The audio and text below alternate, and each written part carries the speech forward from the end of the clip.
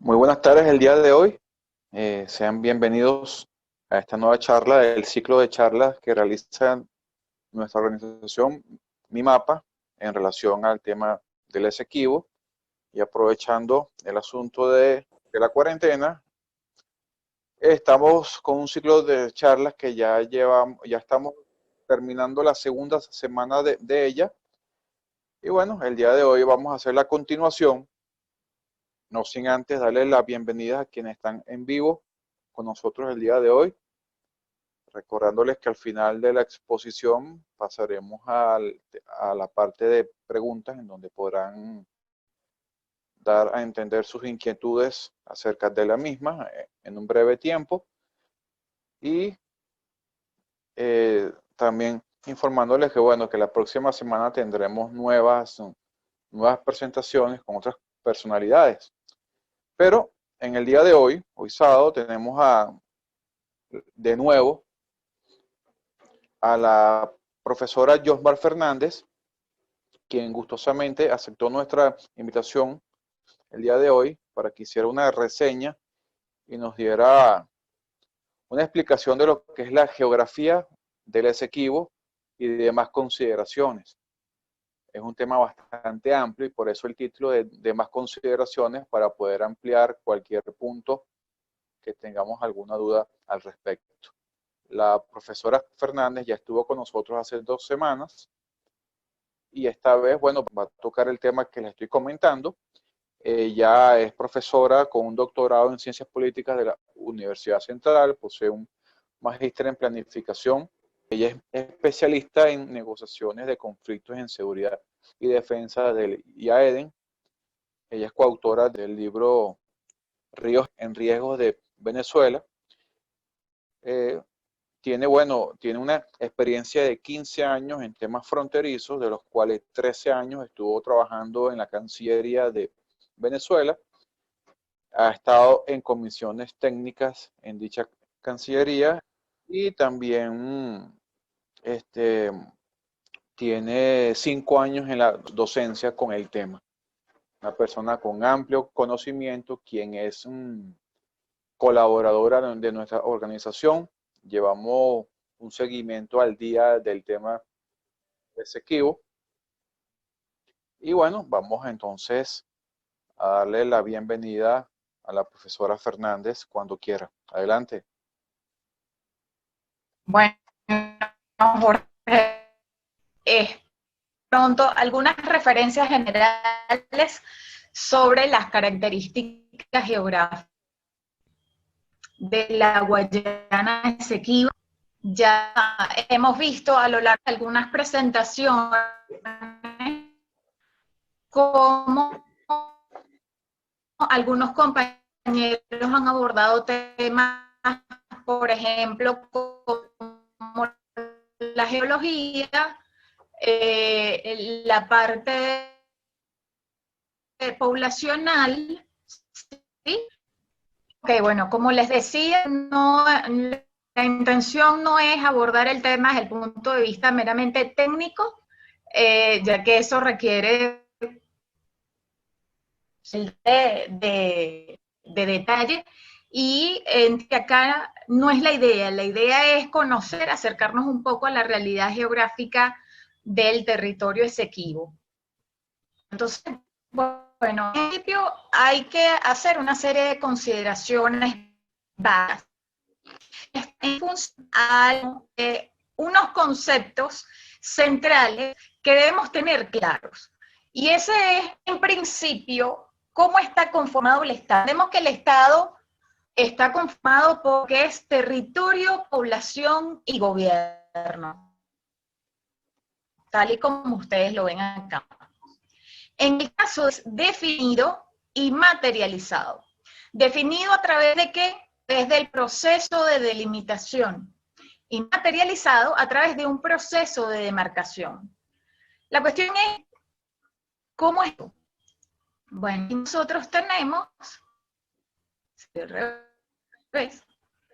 en principio, lo que es un límite. El límite es una línea imaginaria que separa el territorio, es de naturaleza jurídica de carácter preciso establece o se define a través de procedimiento administrativo. Tiene que ver no solamente con el tema de soberanía, sino también con el conjunto de leyes que así lo definen. En esta, ustedes digamos, monumentos negros, en este caso hitos, y bueno, la limitación es esta línea que ustedes ven acá, ¿ok? Definida de mutuo acuerdo por las partes involucradas y que establecen hasta dónde llega la jurisdicción de cada uno de los lados. Del límite, ¿sí? Ahora, cuando nos referimos a frontera, y hay que tenerlo muy claro, la frontera está definida por un espacio físico de anchura variable y que se encuentra entre dos estados, tal como ustedes lo ven, lo que ustedes ven, la llana X y el límite internacional, y esta franja que ustedes ven a ambos lados de esa línea es lo que nosotros denominamos como el país A y la zona de frontera del país B. Ustedes ven acá esa frontera, espacio, ¿ok? Es un espacio gráfico que está definido, bueno, por la influencia o que existe de ese límite internacional, ¿de acuerdo? Visto esto, entonces, vamos a hablar del Esequibo propiamente. Es un espacio geográfico que se encuentra, tal como ustedes lo ven acá. El Esequibo está definido, o estuvo definido, en el momento que se le dio la independencia a Guyana, en donde le hizo una nota de reconocimiento en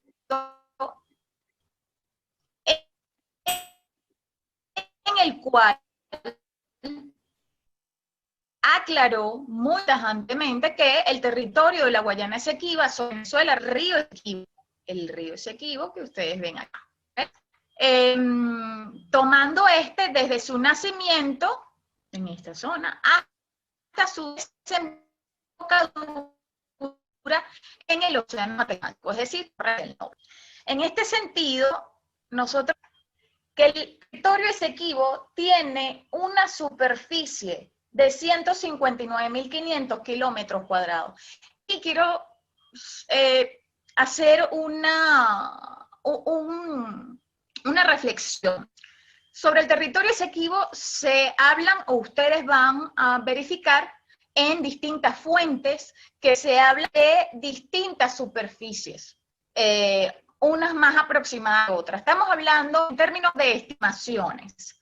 En este caso, superficie que más o con la que más se ha trabajado es precisamente 159.500 kilómetros cuadrados. Por otro lado, tenemos una extensión de Punta de Playa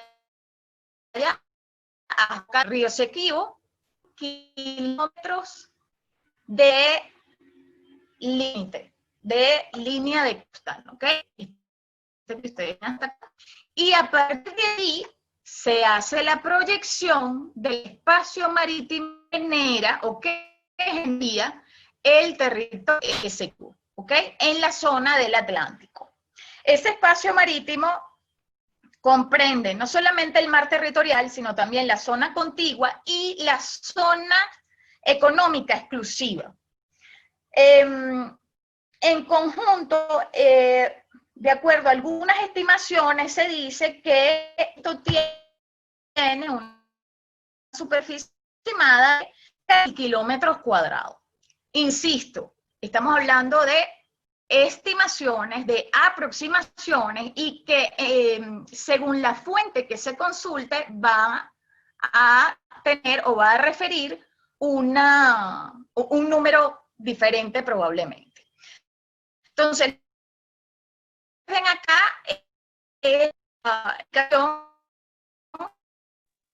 del territorio de Guyana al norte y con los estados del Macuro y estado Bolívar. Es propio, es de nosotros. Entonces, bueno, como les decía, el territorio Esequibo se encuentra ubicado, bueno, limita al sur con Brasil, al este con Guyana, al norte con el Océano Atlántico y al oeste con los estados del Tamacuro, estado Bolívar. ¿Por qué es un error decir que limita al oeste con Venezuela? Bueno, porque si nosotros partimos del hecho que el Esequibo es nuestro, entonces mal pudiéramos decir que está limitando con Venezuela, porque se supone que el territorio Esequibo es parte del territorio geográfico o del espacio geográfico venezolano. ¿De acuerdo? Entonces, en líneas generales, ustedes tienen acá lo que pueden observar es, bueno, cuál es esa característica principal del territorio Esequibo y con qué limita, ¿ok? ¿Qué tiene a su alrededor? ¿Y cuál es su importancia? Que esa la vamos a ver más adelante. En la parte del espacio marítimo, es muy importante tener en consideración esta lámina que les pongo a ustedes, en donde se ve cómo está conformado el espacio marino y submarino de los estados. Entonces, ahí lo que ustedes ven es cómo está conformado el territorio, el espacio marítimo de cualquier estado, en el cual a partir de la zona de costa se hace un trazado de la línea de base recta, en el cual las aguas que ustedes ven dentro de esa línea son denominadas aguas interiores. A partir de esa línea de base recta hacia el norte, o bueno, en proyección al mar, están las 12 millas náuticas pertenecientes a lo que es mar territorial, las otras 12 millas náuticas a lo que es la zona contigua, y propiamente lo que es de allí en adelante, lo que sería desde el límite, desde la línea de base recta hacia 200 millas náuticas al norte, lo que sería la zona económica exclusiva. Y a partir de allí, hacia afuera, lo que es alta mar propiamente. ¿De acuerdo? Entonces, allí lo que estamos viendo es básicamente cómo es la conformación de esa proyección marítima, en este caso la que tanto hablamos en el Atlántico, nuestra proyección marítima, que responde a esto. Ahora, ¿cuál es la importancia o cuál es la trascendencia de esa libre salida a alta mar? ¿Están viendo? Sí. Ok, perfecto. Sí, pero es que a mí no se me actualiza. Qué malo. Ok, entonces lo que ustedes ven allí, prácticamente resume la importancia de nuestra salida abierta al Océano Atlántico. Y eso hago mucho hincapié en este particular. La gente cuando dice, bueno, es que Guyana procura cerrarnos la salida al Atlántico. No, señores, la salida al Atlántico nosotros la tenemos garantizada porque tenemos costa. Y la costa, zona de costa, esa proyección marítima que nosotros tenemos gracias a Delta Macuro, al río Orinoco, y esa proyección de costa de esos 291 kilómetros de costa que genera el Esequibo, nos garantiza la salida al Océano Atlántico. La cuestión es que sea garantizada esa salida abierta al Océano Atlántico. ¿Por qué? Sencillo. Tal y como ustedes ven acá, esto que está acá, el Atlántico, la zona del Atlántico, tiene una importancia estratégica. Una de ellas es, primero, porque nos garantiza salida abierta al Océano Atlántico. Segundo, porque es la vía inmediata para poder exportar, o la vía de exportación del petróleo que producimos o que se produce en la faja bituminosa, en la faja petrolífera, mejor dicho, del Orinoco. Luego, ¿cuál es la importancia? Lo que ustedes ven acá, encerrado en círculos, estas cosas que ustedes ven acá, está referida a salidas hacia alta mar, salidas que se dan a través de estrechos que están bajo jurisdicción de otros países, ¿ok? La salida inmediata que nosotros tenemos a alta mar es precisamente, por ejemplo, en este caso, vía el Canal de Panamá, ¿ok? Que nos da salida inmediata al Océano Pacífico. Pero luego existen otros estrechos que no están bajo jurisdicción de Venezuela y de los cuales dependemos, ¿ok? Como son los que ustedes ven acá, el estrecho entre México y Cuba, el estrecho que se da entre Cuba y Haití, República Dominicana y Puerto Rico, y acá, que es una de las áreas inmediatas en las que nosotros tenemos acceso, entre Trinidad y Tobago. Ok, entonces, ¿qué ven ustedes? Bueno, ustedes se preguntarán, ¿qué son estas cositas rojas y amarillas? Esos son los barcos, eso es lo que está, lo que les refleja a ustedes. A ver, ¿así? Sí. Son precisamente las zonas de mayor tráfico naviero. ¿De acuerdo? Y si ustedes se dan cuenta, una de las zonas de mayor tráfico por excelencia es precisamente el área del Atlántico. Entonces aquí tenemos una de las tantas razones o de la importancia estratégica de nuestra salida al Atlántico, ¿ok? O de garantizar la salida abierta hacia el... Acá tenemos, esto ya lo refirió una de las compañeras, bueno, una de sus compañeras de Mi Mapa de Venezuela, en el cual se hace referencia precisamente a que el Esequibo se encuentra o comparte parte del espacio referido a la región Guayana, esta región que ustedes ven acá, que comprende, digámoslo así, políticamente, lo que es la parte del escudo guayanés, del macizo guayanés, parte de lo que es la Guayana Británica, lo que sería Surinam, que en su oportunidad, bueno, ya conocemos lo que fue la Guayana holandesa y la Guayana francesa. ¿De acuerdo? Esto que ustedes ven acá. Luego, la conformación, o desde el punto de vista físico-natural, hay algo muy particular. La información que nosotros podemos referir o que se puede referir, hay que verla con sumo nivel de detalle. ¿Por qué? Porque la información que nosotros tenemos, información poblacional, información inclusive de características físico-naturales propiamente, está asociada prácticamente a fuentes guyanesas, ¿ok? Lo que no nos da necesariamente 100% de garantía que esa información sea 100% confiable. Sin embargo, se pueden revisar algunas referencias de trabajos a nivel internacional o que a nivel internacional se han hecho y se han adelantado en la zona, sobre todo haciendo hincapié o que han hecho hincapié no solamente en el desarrollo de la actividad minera, sino también en el desarrollo de trabajos tendientes a la preservación y conservación de zonas de interés a nivel de biodiversidad y a nivel de conservación de espacios con gran potencial maderero y que hoy en día, como bien nosotros sabemos, debido a la explotación intensiva en el sector, se ha generado daños importantes en la mayoría de los casos, como toda minería intensiva, irreversibles. Entonces, lo que ustedes ven acá es la conformación de la región del Esequibo de acuerdo a la visión venezolana y de acuerdo a la visión guyanesa.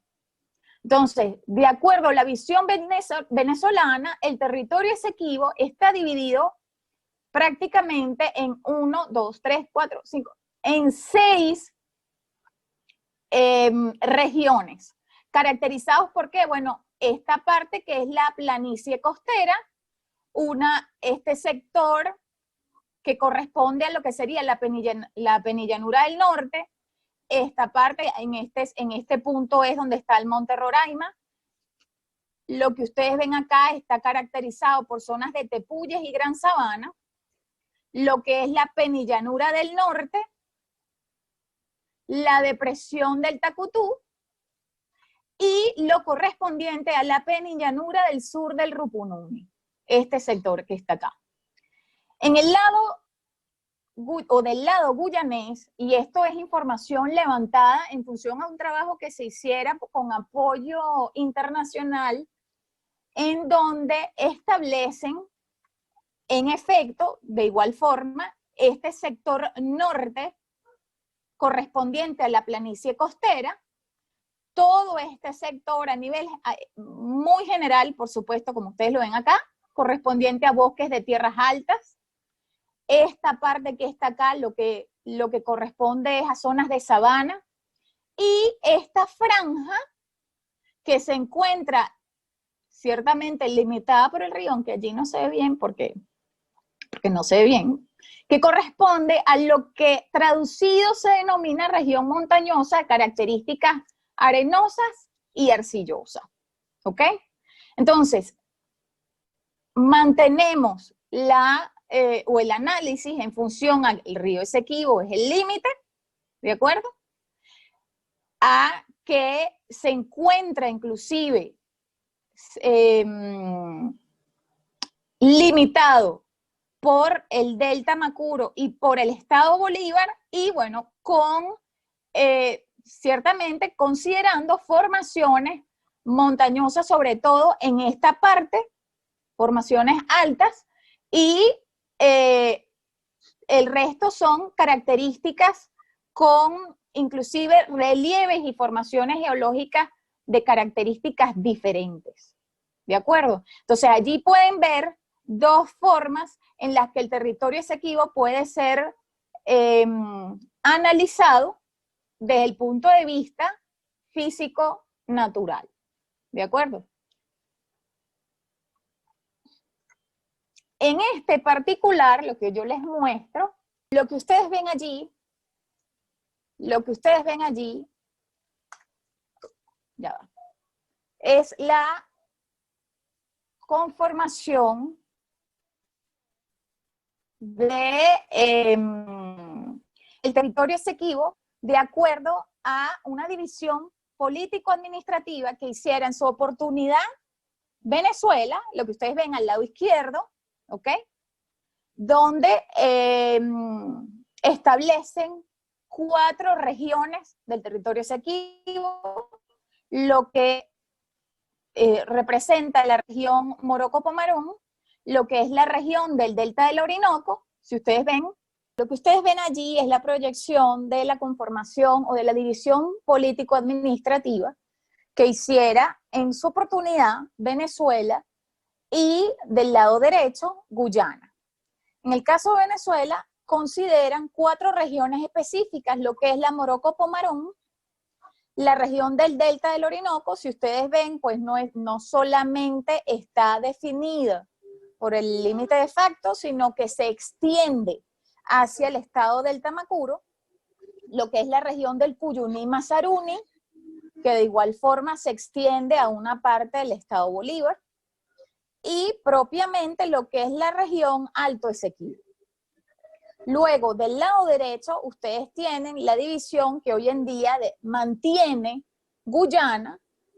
¿Por qué? Porque, bueno, Guyana, ciertamente habiendo heredado el territorio sobre el cual ejerce soberanía, dividió su espacio geográfico en 10 regiones.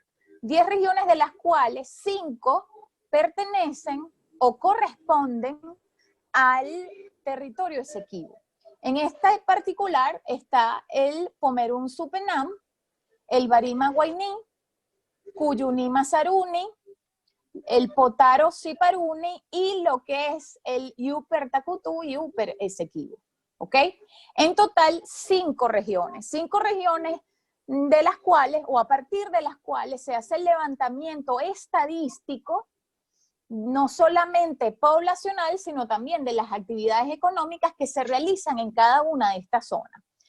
Esto es importante para que ustedes vean que de alguna forma existe una visión mal que bien distinta acerca de la concepción del territorio Esequibo, ¿ok? Y eso es muy importante tenerlo presente. ¿Cuál es una de las grandes desventajas para hablar del territorio? Bueno, como les dije en un principio, tenemos limitaciones con la disponibilidad de información, porque no tenemos información levantada propiamente por nosotros, y aquí hago la referencia. De hecho, eso lo hice en uno por vía Twitter, pero aquí ustedes pueden ver, por supuesto, en los atlas, en la mayoría de los atlas nosotros lo tenemos. Aquí tenemos un ejemplo de información levantada por un trabajo que hizo la gente de El Nacional conjuntamente con el Instituto Geográfico de Venezuela en el 96. Sin embargo, cuando uno hace la revisión de la información que facilitan, ciertamente está definida a el levantamiento de información oficial, que no es más que el de Guyana, ¿ok? O en lo referido a la parte de la población. Muy bien. Luego de esto, vamos a ver si se entiende. Yo me disculpo de antemano, pero los tiempos para hacer los movimientos de las rayitas y esas cosas, para que no lo vieran de buenas a primeras de esta forma tan estridente, no dieron tiempo. Pero acá lo que les presento, en un principio, lo que ustedes ven acá al lado izquierdo, es la conformación de las 5 regiones del territorio Esequibo y la población referida por cada una de esas regiones. Entonces, nosotros podemos identificar que precisamente es la región norte la que se encuentra, digamos, con mayor población, y que a partir del Barima Guainí y del Pumerún Supenam hacia el sur son zonas realmente, no vamos a decir deshabitadas, pero sí con población muy diseminada en medio de esa vasta región. Entonces, aquí tenemos en el cuadro que ustedes pueden ver abajo, o una suerte de cuadro que ustedes pueden ver abajo, la superficie de cada una de esas regiones y los habitantes que se encuentran en esta zona. En total, fíjense ustedes qué curioso, en total, la superficie que ellos manejan con respecto al territorio Esequibo propiamente es 151.548 kilómetros cuadrados. ¿Ok? Eso llama mucho la atención, pero insisto, estamos hablando sobre estimaciones. Luego, la cantidad de habitantes del territorio Esequibo está cerca de los 130.000, de las 130.000 personas. Entonces, si nosotros sacamos cuenta, por ejemplo, para el caso de Guyana, y es que no podemos, o al menos yo, en estos análisis no me puedo divorciar. O sea, yo tengo que hacer la relación con lo que tenemos alrededor. Pero en el caso de Guyana, que considera el territorio Esequibo como propio, lo que nosotros consideramos propiamente el territorio de Guyana tiene una población también cerca de los 120.000, de los 120.000 personas, para dar un total de casi 200 tantos miles de personas, ¿sí? O sea, estamos hablando que ahí prácticamente está la mitad de la población, al menos según lo que dice el censo. Del lado derecho, nosotros, o una de las cosas que yo quería referir, en principio, eran los centros poblados más importantes de la región del Esequibo. En la parte norte está el Marabuma, el Mabaruma, lo que es Ana Regina, el Caicán, Bártica, Masdia, que se encuentra dentro del territorio Esequibo, Anay y lo que es Letem. Si ustedes se ponen a ver, y esa Y ojo, esa imagen que yo estoy proyectando es precisamente del libro que les acabo de mostrar, del levantamiento de información que les acabo de mostrar, es este que está acá. Así que, ciertamente, no tenemos de pronto, o yo no encontré de pronto mayor fundamentación, al menos en esta parte de otro tipo de información diferente a esta. Si nosotros nos damos cuenta, inclusive, la disposición de las vías de acceso a la región están de alguna forma limitadas con Venezuela, ¿ok? Si nosotros vemos por el territorio Esequibo, se puede entrar ciertamente a través del Océano Atlántico, vía marítima, puede ser inclusive vía terrestre, principalmente con Brasil. Si ustedes ven, fíjense la disposición de la vialidad, ¿ok? Con el territorio brasilero, el cual conecta prácticamente toda la zona sur o parte de la zona sur del Esequibo directamente con Georgetown, que está acá. ¿Ok? Aquí valga la acotación. La zona sur del territorio Esequibo, bueno, no, lo vamos a ver más adelante, pero fíjense ustedes que la conexión inmediata está con Brasil. Brasil, por supuesto, considerando que, bueno, el proyecto Cala Norte, ¿qué decía el proyecto Cala Norte? Era precisamente mayor presencia por parte de Brasil en las zonas de la frontera. Eso los obligaba a desarrollar ampliamente el territorio en esa zona, poblándola, haciendo desarrollos económicos, haciendo desarrollos de infraestructura, ¿ok? Entre otros.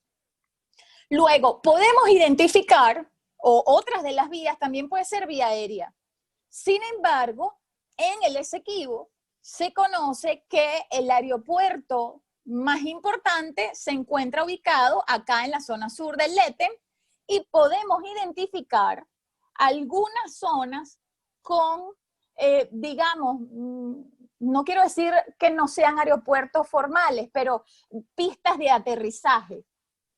¿De acuerdo? Y estas son de pronto algunas que nosotros podemos identificar. Sin embargo, hay muchísimas más, no solamente porque es un territorio vasto, cuya interconexión realmente, si ustedes se dan cuenta, precisamente por la disposición de los ríos, es vía fluvial, pero el desarrollo de la actividad minera, bueno, ha permitido que se avance en la construcción de pistas de aterrizaje, en algunos casos ciertamente ilegales, ¿ok? Pero acá podemos identificar algunos. A partir de allí podemos identificar también algunos puertos marítimos, los principales, Bártica y Ana Regina, pero también puertos fluviales, ¿ok? Como los que podemos identificar en todo este sector. Si ustedes se dan cuenta, pareciera que la zona norte es de pronto la más desarrollada, ¿ok? A duras penas, por decirlo así. Entonces, fíjense ustedes que hay una limitación con respecto al acceso que pudiera haber o pudiera desarrollarse de Venezuela con respecto al Esequibo, en donde estamos en una posición de desventaja, por ejemplo, con respecto a Brasil. Y eso hay que tenerlo en consideración, porque nosotros tenemos que ver también los vínculos que hemos hecho o no con el territorio. Al menos eso es lo que dicta el análisis.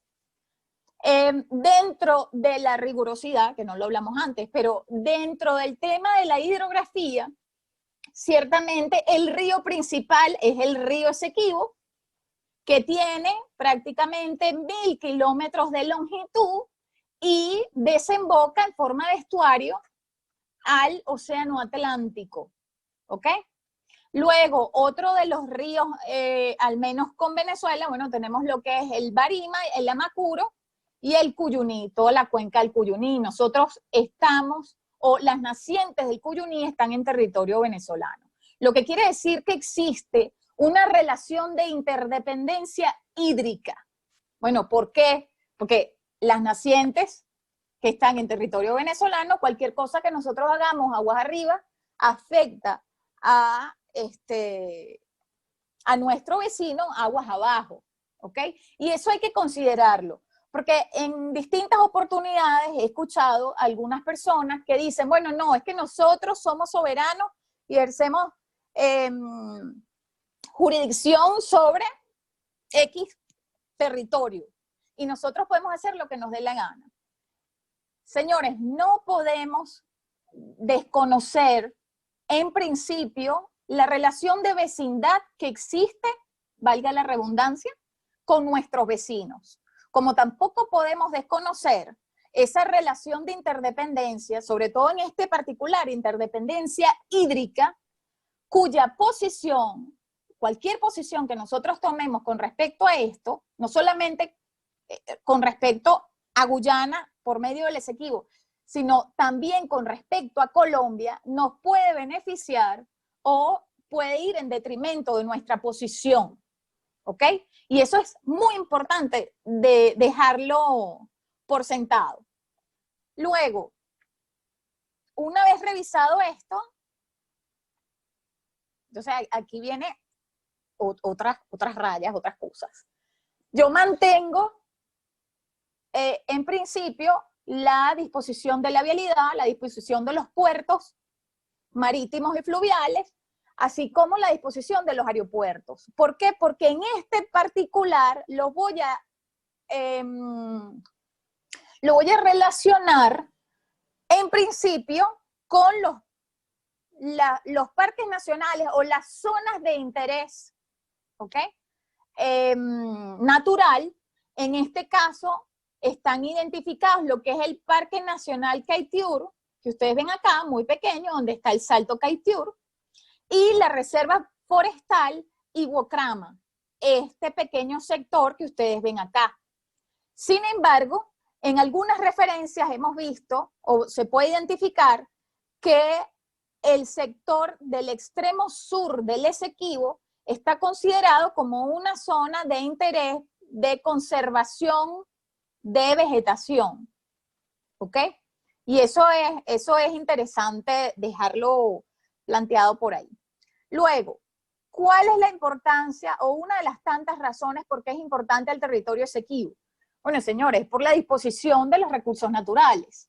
Cuando hablamos de recursos naturales, ciertamente, digamos que el punto más resaltante en los últimos años es, en principio, la explotación, bueno, lo que es la exploración y explotación del petróleo, ¿ok?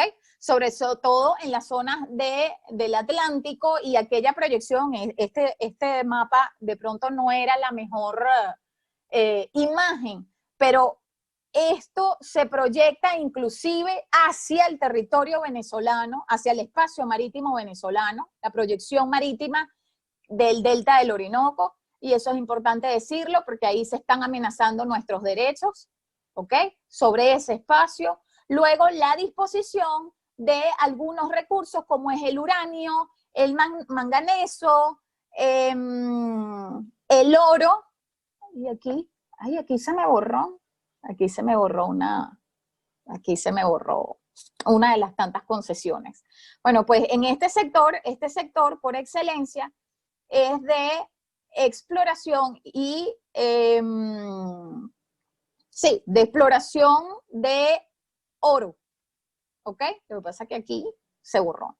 Esto que ustedes ven acá, esta disposición de esta imagen irregular, eran concesiones en su oportunidad para la explotación de diamantes, ¿de acuerdo? Fíjense ustedes la cercanía inclusive que tiene con una zona de preservación natural. En este sector que nosotros vemos acá, por Caicán, también se han hecho algunas exploraciones de petróleo.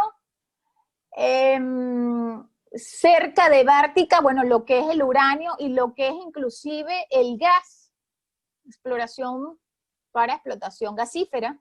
Y en esta zona de Anay hacia el sur expresamente, es una zona de gran interés, principalmente de ganado, ¿ok? De hecho, fíjense ustedes qué interesante. Toda esta, o todo lo que se produce en este sector, en esta región, va directamente o hacia Brasil, no, va directamente hacia Brasil. No solamente por el tema de cercanía, sino que inclusive a los productores de este sector les sale muchísimo más barato o menos costoso llevar los productos hacia Brasil que llevarlos hasta Georgetown. Entonces, fíjense ustedes la dependencia que al menos se puede identificar de este sector sur, o la dependencia del sector sur con Brasil. ¿Ok? Por encima de la capital del vecino país. Luego, acá, esto que ustedes ven acá también es un sector importante. En líneas generales hay una gran importancia de reservas madereras. El Esequibo, o en el Esequibo se pueden encontrar aproximadamente entre 24 e inclusive en algunos casos he leído 35 tipos de madera diferentes, con o de gran interés internacional. Entonces, eso también ha generado un desequilibrio ecológico, digámoslo así, precisamente a lo intensivo que se ha desarrollado, que se han explotado estas reservas naturales.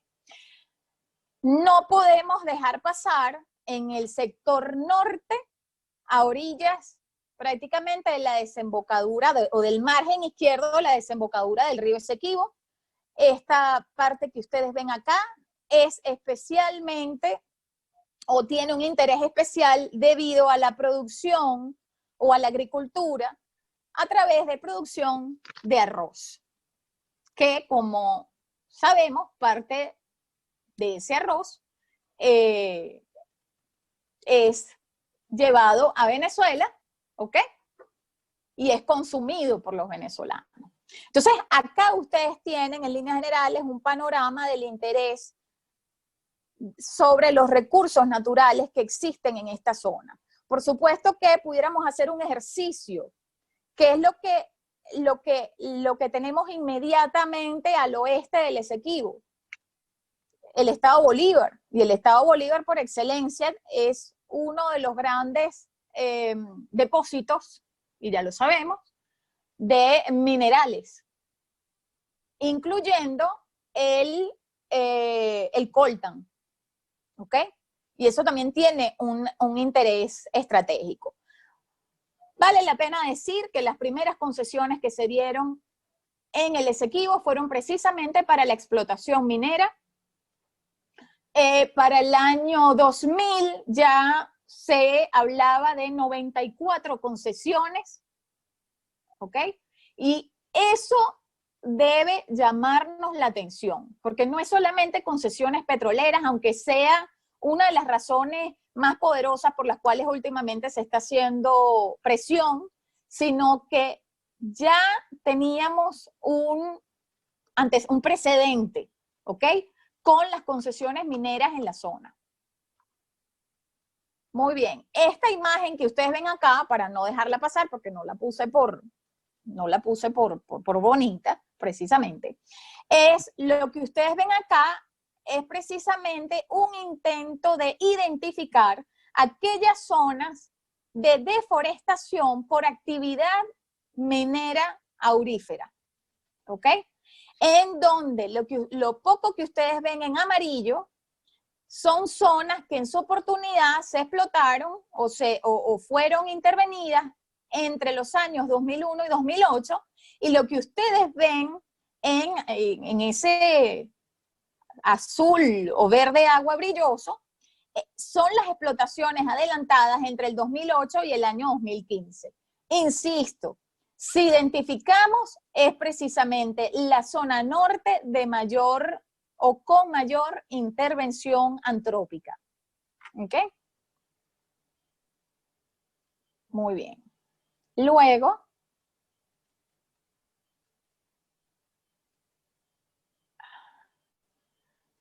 bueno, acá tenemos también, ciertamente, interés en recurso hídrico. Bueno, el Esequibo está, como ustedes muy bien ven, está atravesado por una gran cantidad de cursos de agua. Bueno, hay un interés también en la explotación del recurso hídrico en ciertas zonas, principalmente la zona al sur de Mázdida, ¿ok? Donde pareciera que tuviera como mayor potencial. Y a eso también le sumamos el interés por desarrollo hidroeléctrico. ¿Ok? Ahora bien, vamos a hablar de las presiones geopolíticas.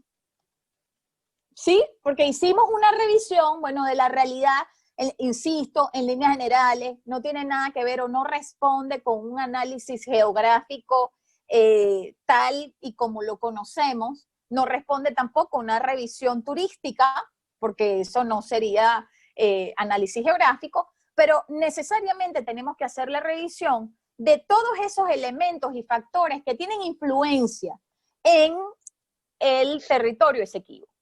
Y en principio tendríamos que hablar de las presiones geopolíticas presentes en la zona.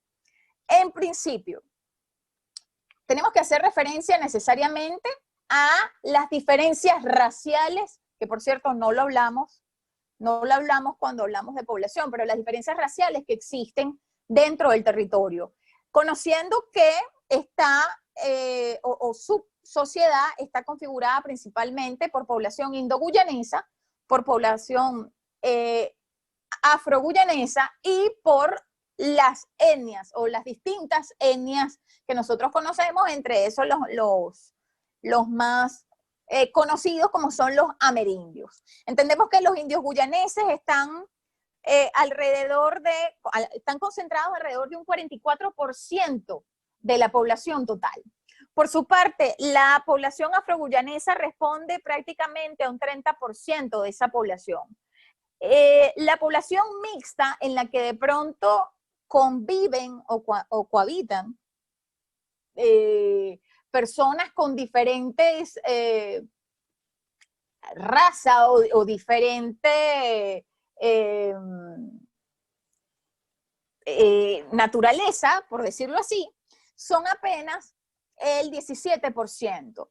Y un porcentaje mínimo de lo que sería la población amerindia, pero eso ya lo habían referido en exposiciones anteriores.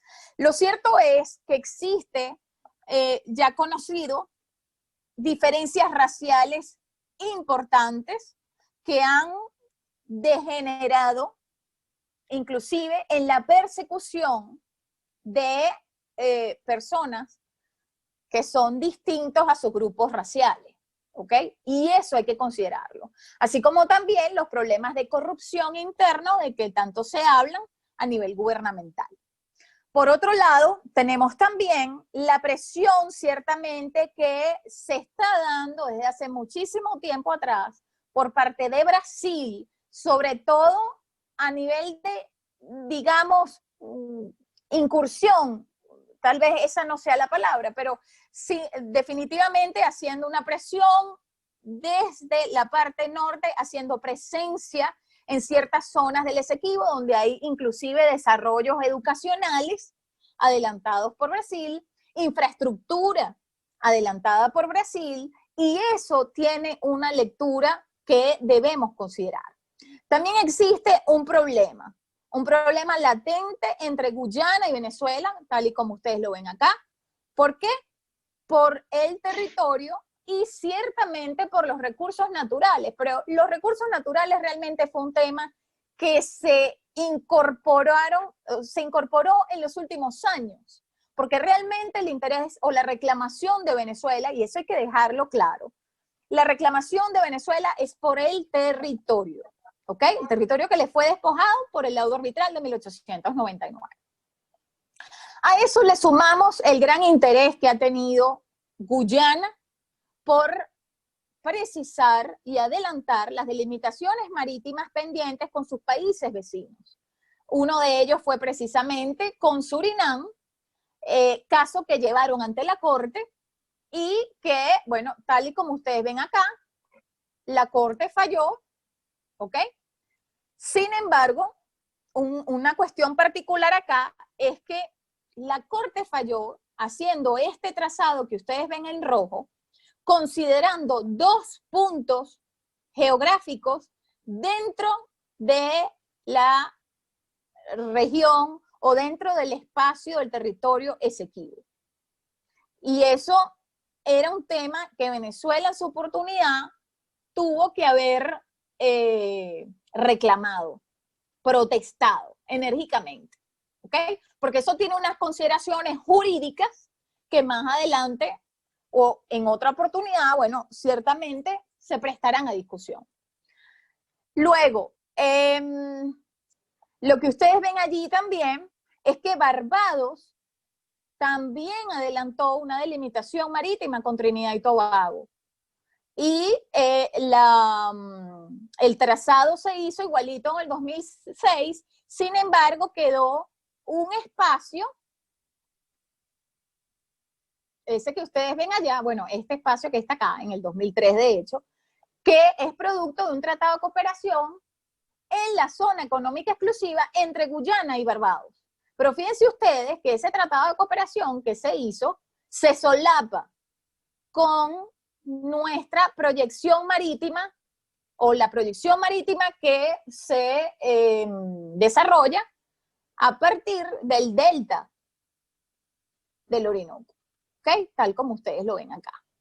Entonces, fíjense ustedes, y además hay algo importante, que estas acciones fueron adelantadas de forma inconsulta con Venezuela. O sea, lo que quiere decir que de alguna forma también se actuó de mala fe, ¿ok? Fíjense ustedes que en este momento, acá muy bien lo pueden ver, tanto la proyección marítima de Guyana, que es esto que ellos aspiran, porque estas son sus pretensiones, tanto la proyección marítima de Guyana como la proyección de esa delimitación que se hizo con Barbados, bueno, nos afecta y nuestros derechos soberanos sobre nuestra proyección marítima en el delta se ven amenazados, ¿ok? Y eso hay que tenerlo en consideración. Luego, también sucede algo. Esto trajo consigo que en el 2002 Guyana, pero también en el 2004 Barbados, cuestionaran la delimitación marítima que ustedes ven acá en anaranjado, que hiciera Venezuela y Trinidad y Tobago en 1990. Fíjense ustedes, 1990 y la protesta se hace unos cuantos años después. Entonces, fíjense ustedes qué tan comprometido está este espacio marítimo, ¿ok? En el área del Atlántico, pero sobre todo nuestros derechos sobre ese espacio. Y eso hay que decirlo. A ello se le suma necesariamente, porque ya lo hemos hablado, el tema de los hidrocarburos y el interés de las transnacionales en este sector. Ciertamente esto que ustedes ven acá, fíjense que aquí no sale Trinidad, pero lo vamos a ver en la próxima lámina, pero esto que ustedes ven acá es la disposición de algunas de las de los pozos o de las concesiones que quisiera dar Barbados en la zona del Atlántico. Y a ello le sumamos, por supuesto, lo que en algún momento se hiciera o adelantara también Guyana en el año 2001, que es precisamente la extensión de la plataforma continental. Entonces, fíjense ustedes que esas presiones geopolíticas necesariamente nos llevan a nosotros a tratar de realizar análisis ajustados a la realidad. No podemos seguir pensando nada más en el espacio continental. Tenemos que entender que todo está sucediendo en el espacio marítimo y que llegamos en un punto, tal y como lo ven acá, en que, señores, existe presencia de las empresas transnacionales, muchas de ellas, consideradas las más importantes del mundo.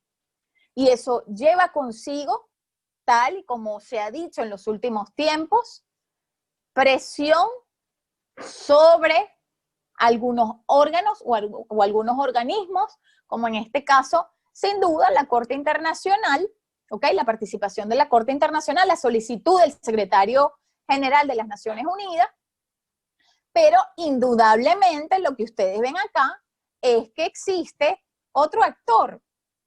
No podemos limitarnos nada más a dos actores, Venezuela-Guyana, sino que además Venezuela-Guyana, y entender que el problema real vino de Venezuela-Reino Unido, el Imperio Británico.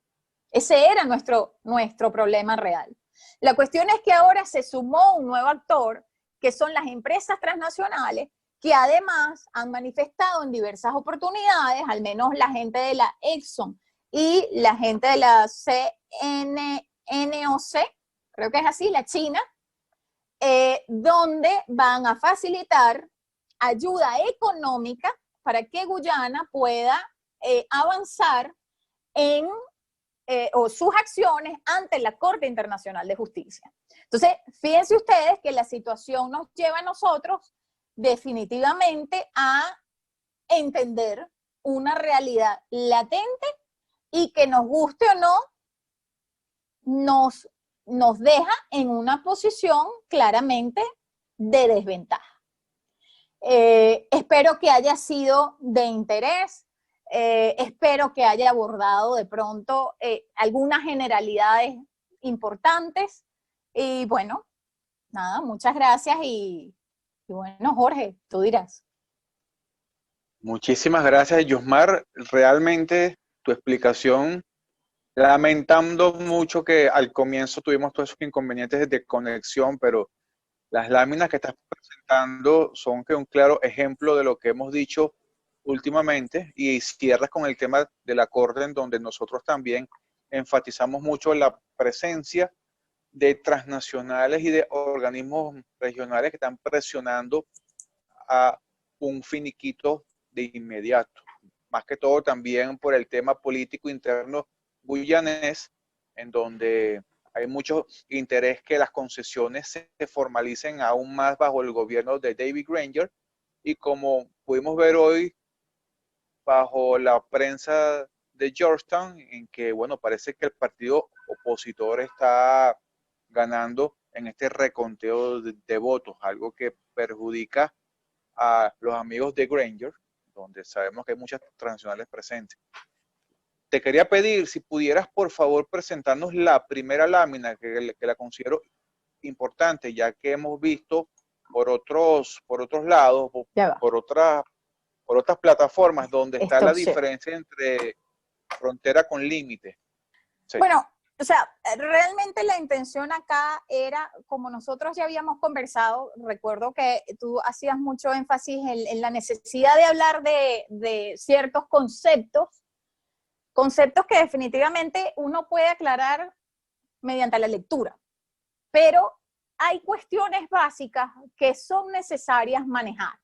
Y de hecho en estos días el profesor, creo que Gómez, de apellido Gómez, que está en Bolívar, escribió algo al respecto, y era precisamente sobre la diferencia de límite y frontera, que la gente y muchos de los que se llaman conocedores, pues no saben como la diferencia. Eso sale precisamente, cualquiera que lo quiera revisar, uno de los tantos libros, precisamente es este de Frontera y Límite, del fallecido profesor Noé Caldone, ¿ok?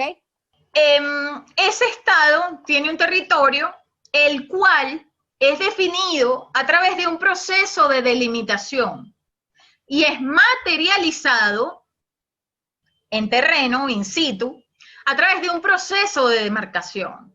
Entonces, en este caso, ¿qué es el límite? El límite es una línea imaginaria, ¿ok? Que separa el territorio de dos estados y que tiene una naturaleza jurídica. Bueno, naturaleza jurídica, ¿por qué? Porque es producto de un acto jurídico administrativo, ¿ok? por acuerdo de las partes involucradas, establecen el límite, cuya característica es que debe ser preciso, continuo y estable. Cuestión, por supuesto, que se puede someter a debate. Bueno, pero ¿por qué? Bueno, porque en muchos de los casos, las referencias para el establecimiento de los límites fueron puntos geográficos, ¿ok? Muy bien. Luego, ese acto jurídico administrativo responde a un conjunto de leyes y responde al ejercicio de la soberanía. Entonces, lo que ustedes ven aquí abajo es precisamente una imagen gráfica de lo que sería el límite. Esta sería la línea imaginaria, ¿de acuerdo? Entre los dos estados. Límite. Límite se asocia con línea. Luego, cuando hablamos de frontera, ya la frontera se concibe como un espacio físico, ¿ok? De anchura variable que se encuentra entre dos estados. En este particular de la gráfica, la línea negra sería el límite y lo que ustedes ven a ambas márgenes de esa línea es la zona de frontera, el área de frontera, ¿ok? Que precisamente hace que se conciba una noción de espacio en ese sector. Entonces, eso es un poco la consideración referida con respecto a estos dos conceptos. ¿Qué sucede? Aquí hay algo que debo aclarar. Nosotros vamos a ver que en la revisión histórica de los documentos podemos ver que se habla de forma indistinta de ambos términos. La cuestión es que nosotros tenemos que evolucionar como evoluciona el derecho internacional y como evoluciona también el ámbito académico. Y bueno, precisamente la situación se ha dado para ir, digamos, mejorando o perfeccionando, ¿ok? El manejo de ciertos conceptos. Entonces, bueno, este precisamente es uno de ellos y por eso quería traerlo a colación en esta oportunidad. Perfecto. Es que cuando uno habla de la línea que divide del Tamacuro con el territorio, uno lo llama el límite de facto y no lo puedes llamar frontera, porque no hay ninguna, digamos, jurisdicción para llamarlo frontera en sí, ¿cierto? Bueno, no se trata de pronto de jurisdicción, sino que frontera es precisamente un espacio, una franja entre dos estados, y se supone que el Esequibo no es un estado, no podía figurar como eso. Exactamente, por eso es que lo hallamos de esa forma. Y Exacto. también podemos verlo como otros ejemplos. Ojo, en el caso de Venezuela nosotros hablamos, por ejemplo, de estados fronterizos, porque no hemos establecido cuánto mide esa franja. Entonces, nosotros hablamos de estados fronterizos. Sí, por eso es que se de estados fronterizos cuando es Apure, cuando está Chirazulia, pero Exacto. Bolívar del Tamacuro en sí no lo es. Inclusive me recuerdo en el año 2012, cuando fuimos al límite, veíamos tropas que tenían sus parches que decía fronteras. Y nosotros se lo decíamos claramente, ustedes no están ni en frontera ni en un puesto fronterizo. Y creo que eso después se cambió toda esa nomenclatura de ese lado. Eso fue algo, bueno, positivo que por ahí vimos. Bueno, de todos los puntos que dijiste, hay muchas cosas, pero voy a ser breve porque sé que las otras personas tendrán sus preguntas.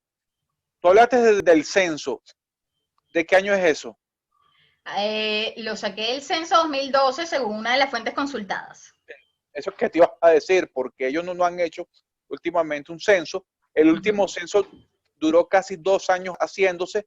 ¿Por qué? Porque, bueno, la zona selvática, toda esa área, más que todo al sur, es un área inhóspita y ha sido complicado, porque recuérdate que también hay mucha población flotante que está únicamente por el tema de las minas y se va para otro lado, tú sabes, entonces no pudo ser algo realmente íntegro que uno supiera todos esos números.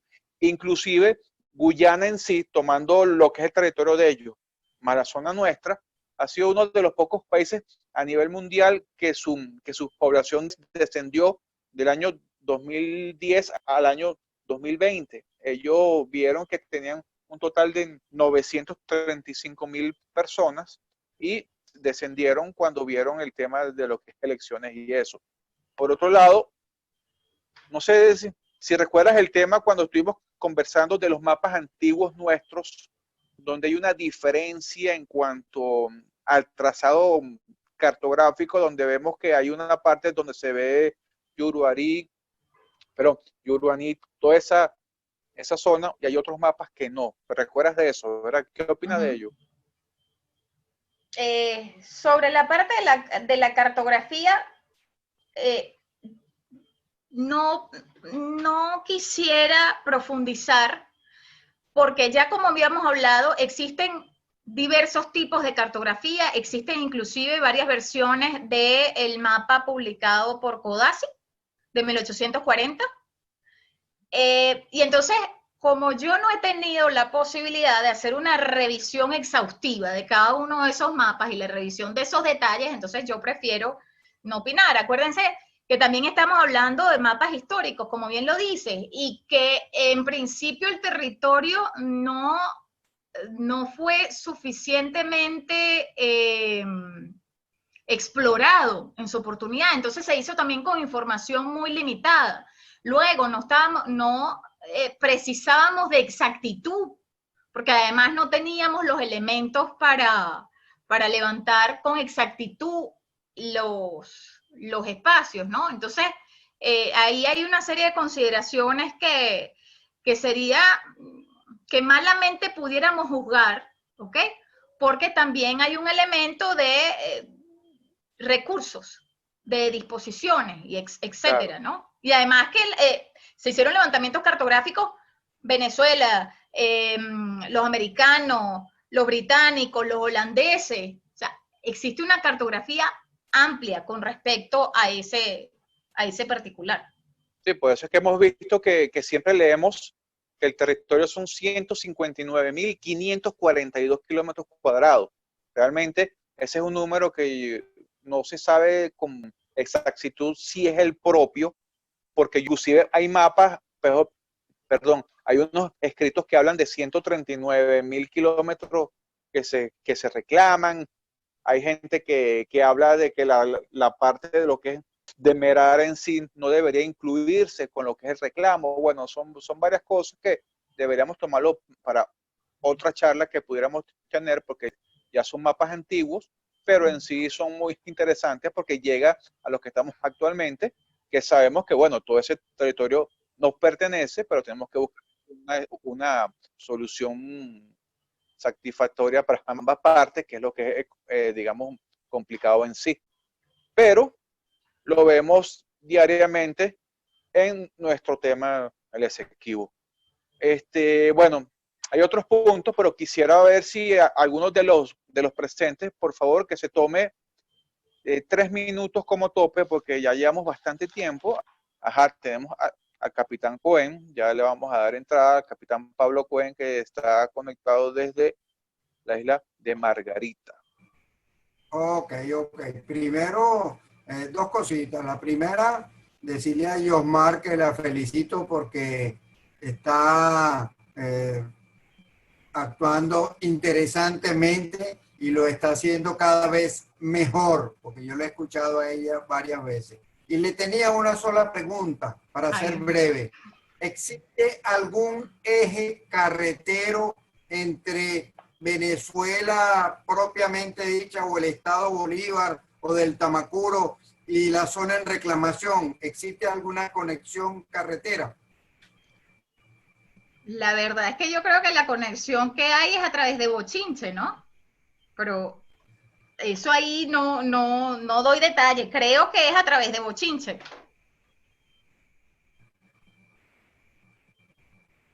Ajá, Pablo. Bueno, no, les preguntaba porque yo no conozco un eje carretero que nos lleve, que me monte en mi carro y vaya para la zona en reclamación. No. Desde aquí, desde... No lo hay. Desde el estado. No lo hay. No lo hay porque sí hay, por supuesto, proyectos con lo que es el proyecto IRSA, pero en sí no hay ningún desarrollo hecho porque primero, bueno, Guyana no ha querido tampoco tener una conexión directa. Eso ya es otro punto que pudiéramos Bueno, hablar digamos para que otro no ha día. aceptado esa serie de cuestiones dentro del marco de la cooperación bilateral. Exactamente. Ok. Gracias, Pablo. Vamos a pasar ahora con Antonio Castillo, que levantó su mano. Vamos a ponerle el audio aquí al señor Antonio Castillo. Y cuando quieras, Antonio.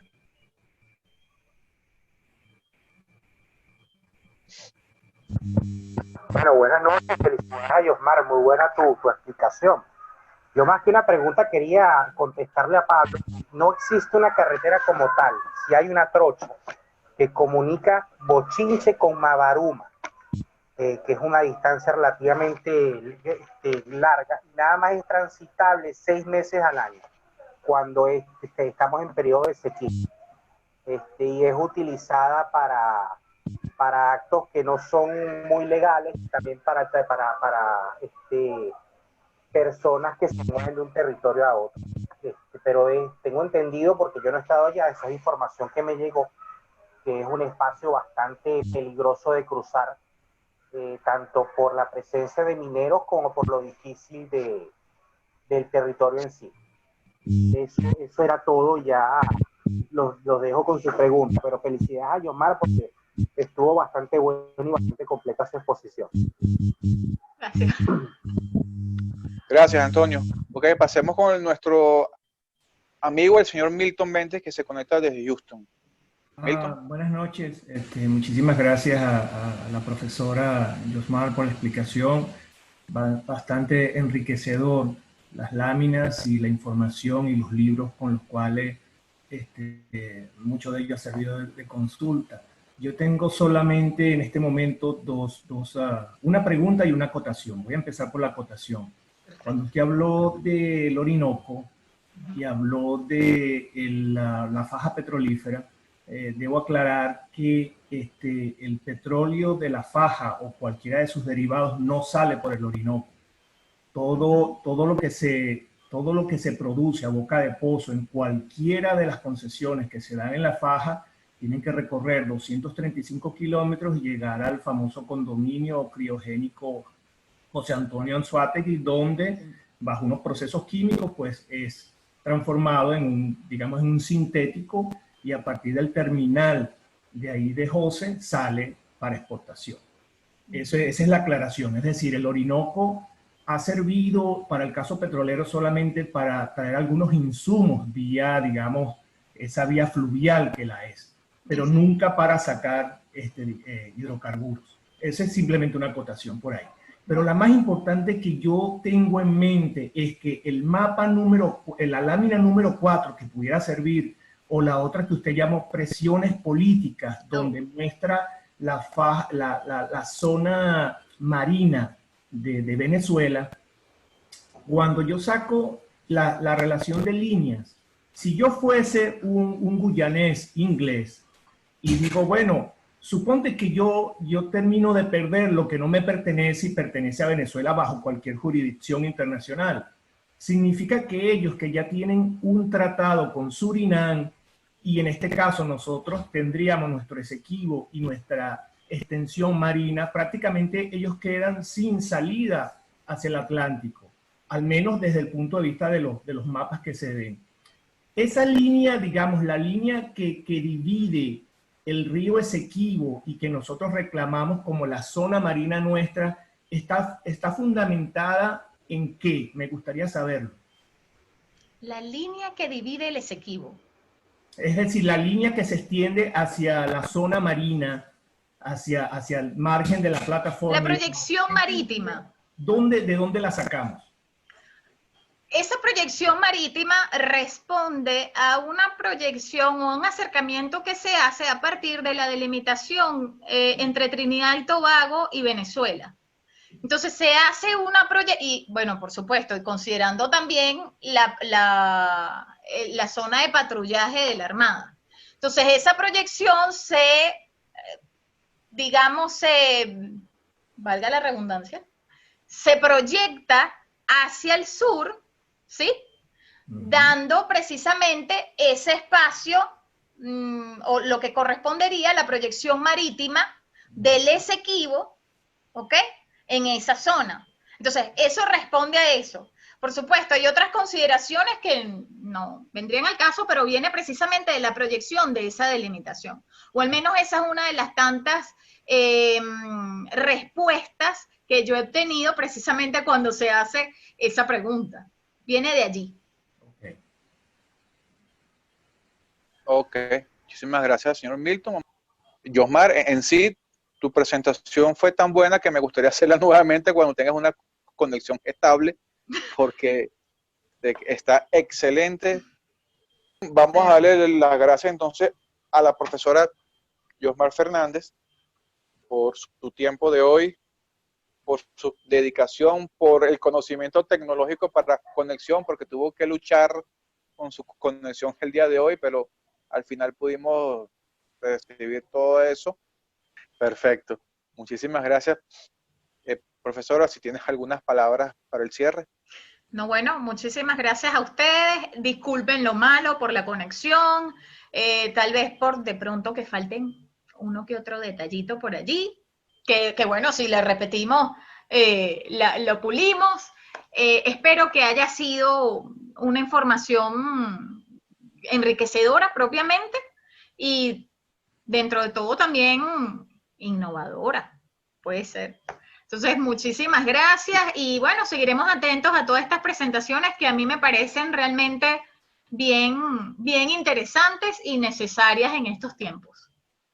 A usted, profesora, excelente detalle. Vamos a llamarla por tercera vez para que sigamos con este ciclo de charla, así que no se pierda, por favor.